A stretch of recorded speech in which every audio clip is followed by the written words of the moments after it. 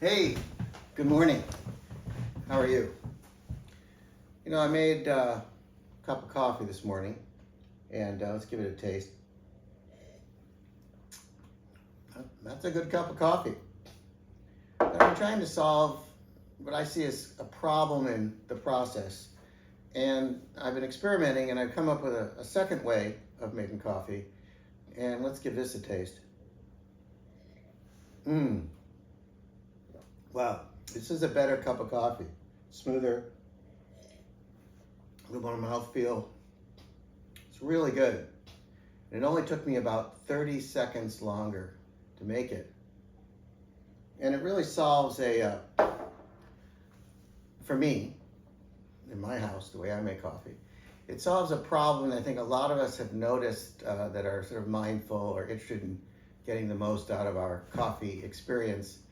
And the problem is, how do you take coffee, ground coffee, and mix it with the water quickly and completely so you get an even extraction and you pull out all the liquid goodness of coffee and none of it's sort of under extracted, over extracted.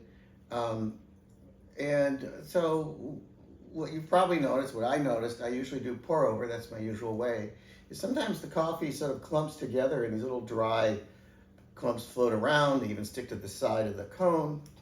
If you ever made espresso in the portafilter, the dread there is channeling, which is the way that the water, instead of hitting the coffee that's in the portafilter and spreading out evenly and extracting evenly, it sort of channels through is the word they use, channeling, little rivers that flow through it. And because coffee and water don't mix quite as readily as would make the best cup of coffee. So the thing is that I am, in fact, a science educator. I teach physics and chemistry. And I've thought about why that would happen. And I modeled it for myself. And I think I've come up with, I have come up with something that works for me. And wow, it's really good. And maybe it'll work for you if I share it. You should try it and taste it for yourself. And I'm a science educator, so I thought I'd show you how I came about to make myself a better cup of coffee. And of course, I looked at the science behind it. And I think if you want to try it, you might want to, see if you think it's worthy and how we got there. So you don't need to be a chemist to know the chemical formula for water. You already know it, right? H2O. And we all use that term. What does it mean? Well, it actually means, if you don't remember, you probably do remember from high school or whenever you looked at chemistry, the H is hydrogen, and the subscript 2 means there's two of them, so H2. And the O means that there's one O. And those are, O's being oxygen, H is hydrogen. And so a water molecule are two hydrogen atoms bonded to one oxygen atom. And they're covalently bonded is the term we use. And actually that matters into this question, into this challenge, that how these are bonded. So let's look at the larger atom. This is it's red. I mean, atoms aren't really round like this, and oxygen atoms aren't really red, but this is a good representation. It's very useful. And it actually has 8 protons in it. And protons, you might remember, are positive. And the interesting problem is that this atom is more stable when it has a certain number of electrons in its outermost valence or shell, kind of an orbit. And in its normal state, it only has 6. So it's sort of trying to look out for 2 more, which would make it more stable. So I'm going to put these potential links here. And because if the oxygen can borrow or share some electrons from somewhere else, it's more energetically stable. And as it turns out, a single hydrogen atom, one proton, it has one electron, and it is sort of a burden to carry that one electron, and would actually rather share it. And so if it gets in the vicinity of the oxygen, it bonds. And it bonds through a process of sharing electrons. And so we have some happy atoms here. Atoms aren't really happy, but they're more stable, and they actually can end up sharing electrons. And that's why it's called covalent. They share electrons in their valences or their orbits. But the interesting property of water here that is essential to our challenge of brewing is that they're not shared equally, the electrons between them. So the electrons sort of are buzzing around, moving very quickly, shifting here and there. But the oxygen has 8 positively charged protons. It's a much larger, much stronger pull on those electrons. And the hydrogen is only one lonely proton in each one, which also has a pull because opposites attract on electrons. But of all the electrons that are in play here, they are shifted more of the time to be around the bigger, larger oxygen atom. And so what that does is it leaves a slight positive charge, because electrons are negative and protons are positive, and these electrons are being pulled towards the oxygen. So there's a slight positive charge based on the frequency of when electrons are around the hydrogens, and there's a slight negative charge on the oxygen, represented by the red one here. So this is called polarity, and this is a really important and almost transformational aspect of the properties of water. And you've seen this before in action, but let me demonstrate it with a model. So if this end of our hydrogen is slightly positive, and this oxygen is slightly negative because it's got exerting more of a hold on the electron cloud around them, then they're attracted to each other and they sort of link up. Opposites attract, positives and negatives attract. And what happens is they keep on linking. And wherever there's a positive and negative charge, even though it's not a complete transfer, there is still going to be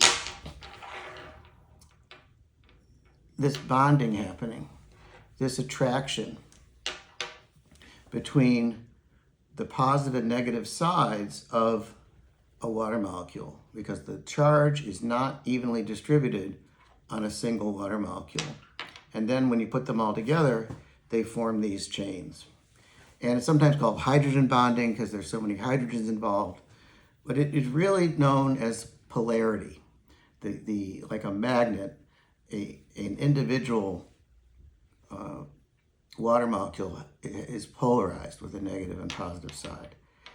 And this strength between them, holding them together, makes a big difference in the properties and the behavior of water all over the universe, and especially our planet, and yes, even when you're making coffee.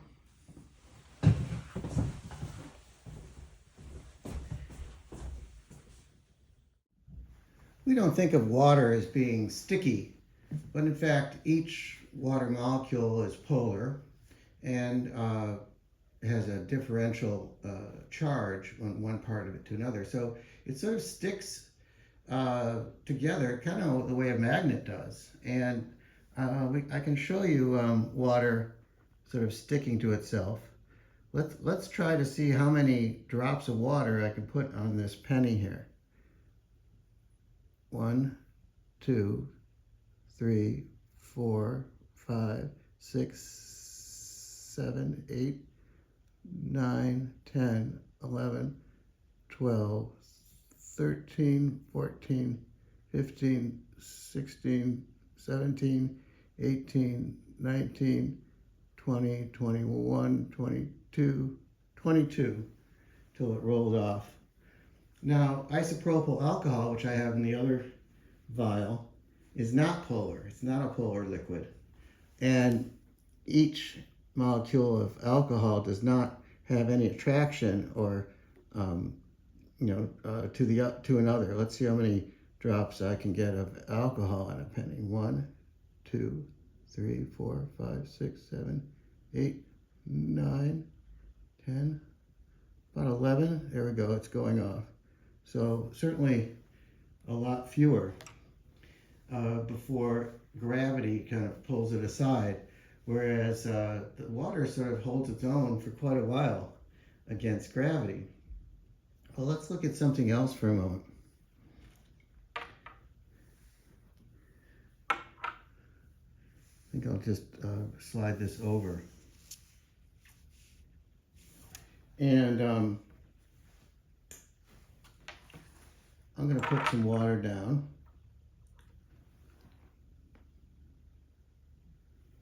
Like that. Is that big enough to see? I think so. And watch what happens here. This is a little more analogous to what happens, I think, when we're brewing. I'm just have a chopstick here. I can actually kind of pull this water around. I can move it because it almost like it's a river. And this is actually what happens sometimes in a brewing device, like a porta filter, or even, water follows water.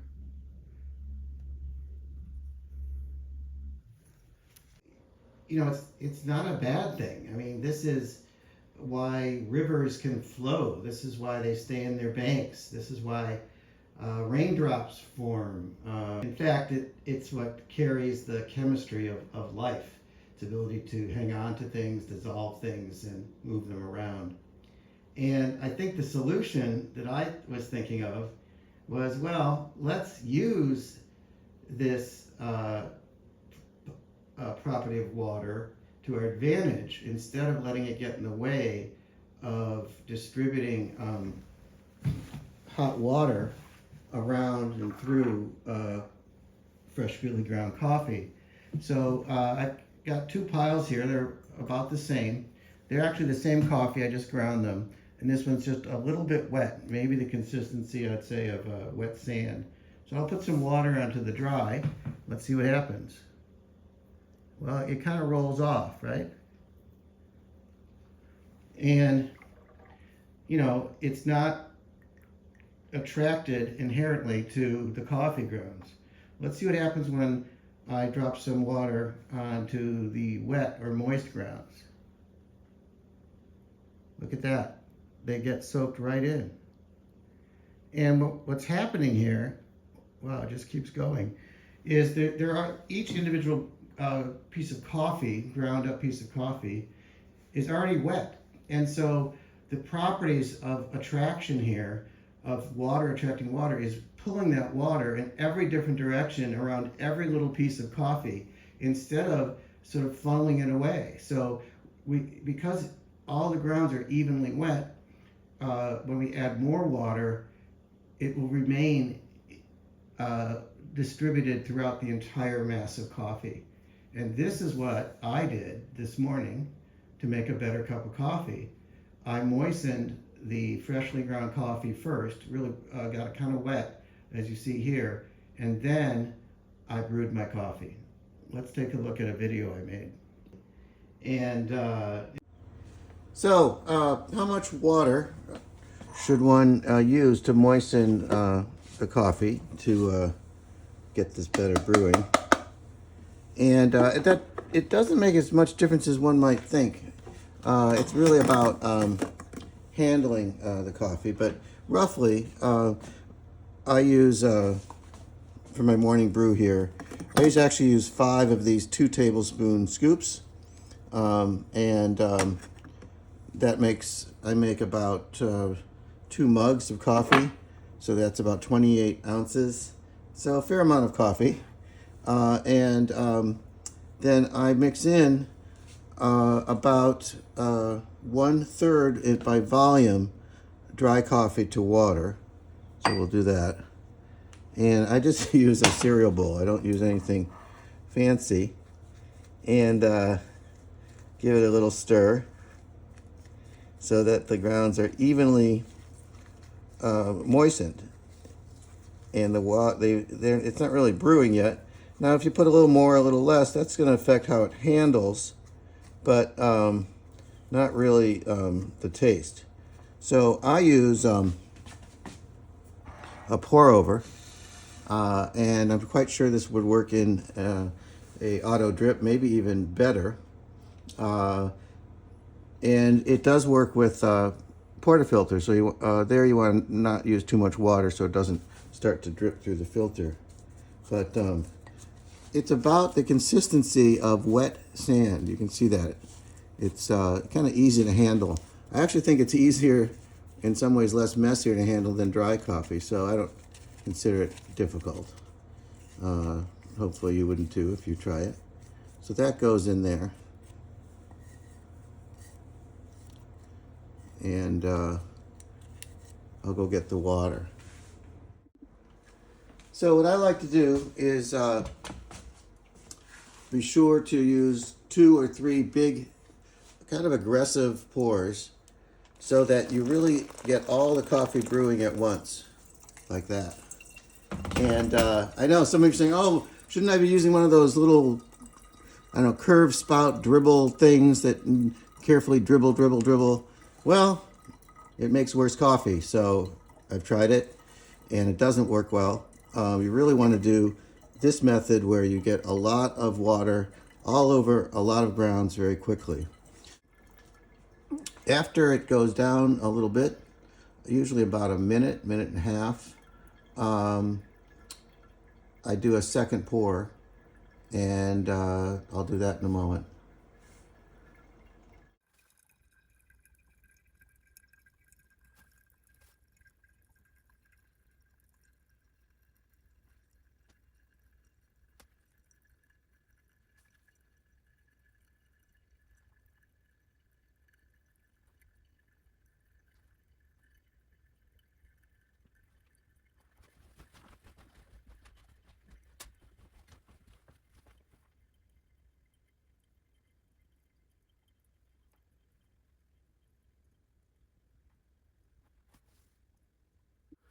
Well, this looks and smells great.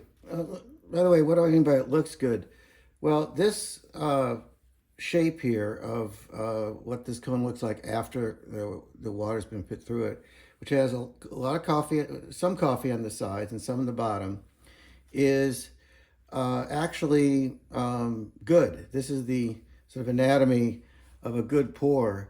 And the reason is that when you put water into the coffee, it doesn't go straight down. It actually goes down to the sides and then down. And I've actually tested this with drops of food coloring, just to see what would happen. And there's on little grooves in the sides of most cones that increase that. But, a lot of people think they need to scrape down as this is brewing the coffee from the sides, and that's a mistake, because then the water just doesn't go through any coffee and drop straight down, or goes through too much coffee at the bottom. So this is what it should look like. The other thing you may have noticed is I'm using a taller cone. I'm using a number 6 cone in a number 6 filter in a number 4 cone. And I do that for 2 reasons. One, when I do pour it in, I don't like it to go over the edge of the cone, because that just gets, grounds into your coffee. It's annoying. It's the same shape. It's just a little taller, so it works perfectly well. The other reason is I compost my coffee in filters, and it's much easier just to grab it like this and I have my compost bin on the floor here, and drop it in the bin than trying to knock it out, right? So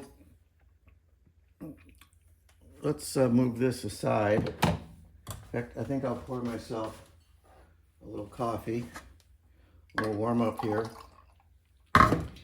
And I don't claim to have, again, why another reason to do this or just try it, see if it works for you, is it doesn't require much. I'm using a bowl and a silicone spatula. Let's see if I can do a little outro here. Hello. Okay. So I came to this on my own, but I don't claim to be the first person to ever done this. But there didn't seem to be people out there with a video or otherwise getting the word out that this seems to work very well for pour over. I also think it's going to work really well for automatic drip, but I don't use automatic drip, but it has the same challenges. And I tried it once at my friend's house who has a espresso machine, and it worked very well, and they've reported it's working for them. But I don't have data. I have one data point there. So maybe some true YouTube coffee guru like James Hoffman, recommend him. Maybe he can test this out for me. So I think that's it. Again, I'm not trying to be a famous YouTuber. I just thought this worked, and I wanted to share the news.